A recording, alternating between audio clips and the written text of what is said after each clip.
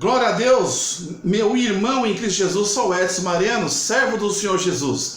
Meus queridos, vamos fazer uma análise da epístola aos Coríntios, as cartas aos Coríntios, primeiro e ao segundo aos Coríntios. Pois bem, o autor destas epístolas, foi Paulo, o apóstolo. Pois bem, e essa cidade, ela ficava na Grécia, e tinha um desenvolvimento comercial ímpar, muito importante, com uma grande influência aí de tráfico portuário. Pois bem, ela era composta, Corinto, de uma população aproximada de 400 mil pessoas. Não é pouca coisa, 400 mil pessoas são pessoas realmente aí, são uma quantidade considerada. Mas qual era a cultura dessas pessoas que foram adquiridas desde o seu nascimento nessa cidade, na Grécia e em Corinto? O que traziam dentro do berço para si? Qual era realmente o idealismo? Que fé que eles abraçavam? Eles eram monoteístas, um Deus só? Eles eram politeístas, templos para deuses estranhos. Realmente era uma cidade que vivia um grande comércio, inclusive portuário, mas era uma cidade que vivia dentro de uma imoralidade ímpar. E isso atraía várias pessoas das cidades e regiões adjacentes, vinculadas ao grande comércio, o fluxo de dinheiro, e vinculada também no desejo da prostituição, da lascívia, da devassidade que vivia aquela cidade em Corinto. Pois bem, o autor apóstolo Paulo, essa cidade localizava-se na Grécia, Corinto. Pois bem, um marco histórico, um pano de fundo. Lá foi fundada a igreja por Paulo, a igreja em Corinto. Por isso, epístolas, cartas do apóstolo Paulo a quem? Aos Coríntios, ok? Tá bem claro?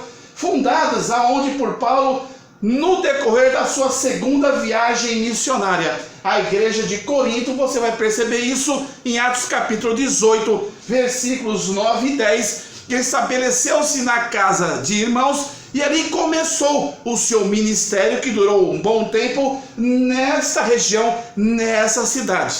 Mas nesse pano de fundo panorâmico e histórico, a igreja lá estava contaminada com males que a rodeavam.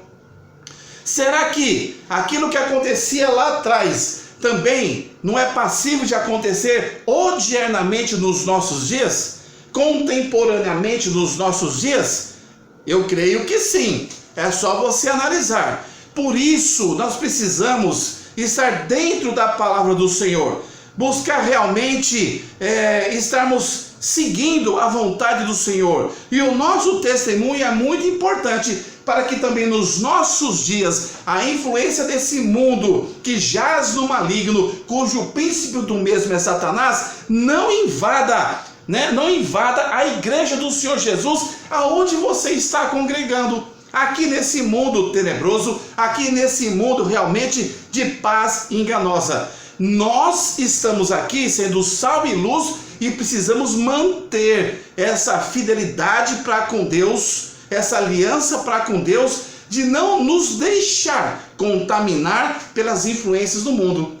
Mas a igreja lá em Corinto, naquela época no Novo Testamento, no período da segunda viagem missionária do apóstolo Paulo, que ele a fez em companhia com Silas, Barnabé estava também no seu ministério com João Marcos, o seu sobrinho. A igreja estava contaminada.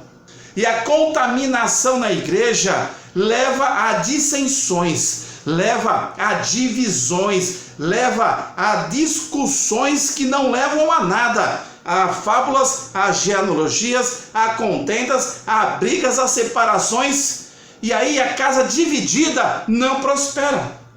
Paulo percebeu isso no Espírito, Paulo estava atento a isso, por isso, no Espírito de Deus, ele então escreveu as epístolas, são duas, primeira e segunda, a quem? Do apóstolo Paulo aos Coríntios. Pois bem, olha só, a igreja estava contaminada com males que a rodeavam. Que males é esse? Rodeavam porque lá na Grécia, rodeavam porque no meio da constituição e formação de uma população de 400 mil pessoas, ali em Corinto, rodeavam o quê? Pois era uma cidade licenciosa. Mas, irmão Edson, o que é licenciosa?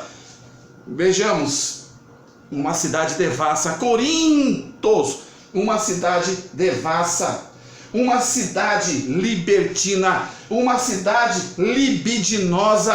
A cultura estava aflorada dentro dessa população, bebedeiras, prostituição, orgias, carnalidade, concupiscência, desejo forte da carne acima de tudo e o espírito lá no pé. E olha lá que eles nem imaginavam que realmente existisse algo além da carnalidade.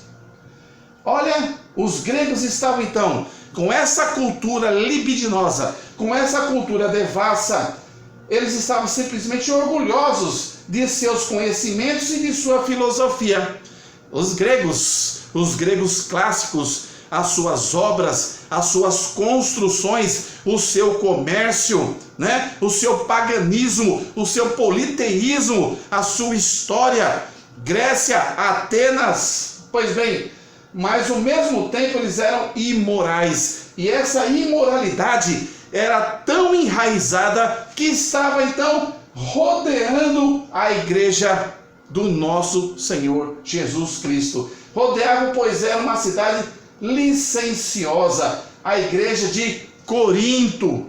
Pois bem, dentro desse contexto, simplesmente eu sugiro que você leia essas duas cartas, essas epístolas do apóstolo Paulo aos Coríntios, e você verá, e você perceberá a ousadia de Paulo em não concorrer com a sabedoria do homem, porque a sabedoria do homem não prevalece acima da sabedoria de Deus, dos mistérios do Senhor, dos mistérios celestiais de Deus.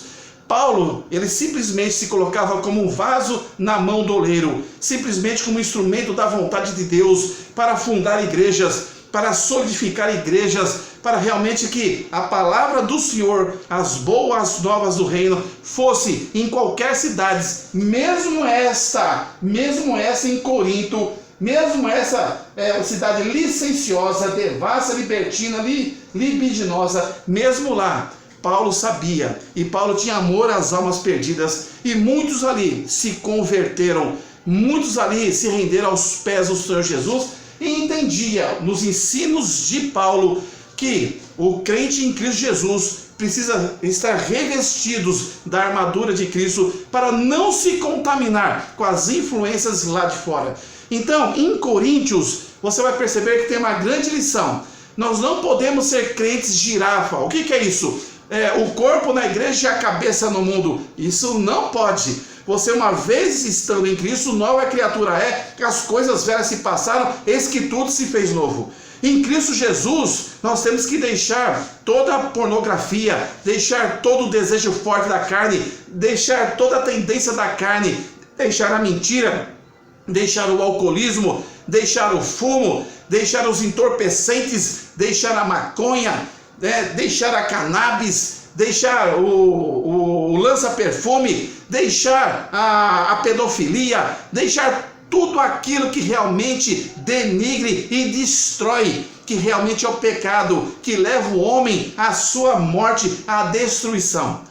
Paulo tinha essa preocupação, os seus pastores, os seus líderes também têm a mesma preocupação, que as suas ovelhas sejam alimentadas pela palavra do Senhor, sejam realmente cheias do Espírito Santo de Deus, e que as suas ovelhas não se envolvam com o mundo que está nos rodeando. O mundo não pode entrar dentro da nossa casa, dentro da nossa vida, dentro da nossa igreja, dentro da nossa empresa, dentro dos nossos sonhos em Cristo Jesus, porque nós estamos blindados pelo poder do Espírito Santo de Deus. Paulo, ousado. Dá para você imaginar? Você vê uma situação totalmente imoral, uma zona de prostituição, e lá com certeza tem tudo que é errado, anexo ou correlato. Tem a prostituição, tem a lascívia, tem o roubo, tem o tráfico, tem as drogas, tem crime, tudo que está ali. como por exemplo na Cracolândia, tudo está ali. E você vai no meio da Cracolândia, ali em São Paulo, nas regiões da Estação da Luz, salvo engano, e você ali funda uma igreja falando de Cristo e dizendo: afastai-vos das vidas erradas, afastai-vos dos caminhos tortuosos, arrependei-vos de vossos pecados. Jesus está aqui para mudar a tua vida. Aceite Jesus como o único e suficiente Salvador. Dá para você imaginar quantos vão jogar pedras e paus contra você? Aqueles que vão realmente lhe xingar, lhe ofender, porque querem viver na carnalidade, querem manter-se na imoralidade, mas Cristo está conosco. Cristo é o nosso escudo, Cristo é o nosso general. No meio das trevas, a esse exemplo hipotético, levantar-se-á igreja, como eu creio que lá deva ter. Por exemplo, trabalhos de Cristo. Eu não sei se chama a Cracolândia, Cristolândia. São pessoas com intrepidez, igual Paulo, evangelistas, com a Bíblia embaixo do braço ou em seu celular, vão lá falar da palavra do Senhor, e muitas vidas já se entregaram e foram regeneradas, transformadas, porque alguém no Espírito de Deus foi ousado, no meio do vale da sombra da morte, pregar o Evangelho, mesmo sob perseguição, por amor a Cristo Jesus.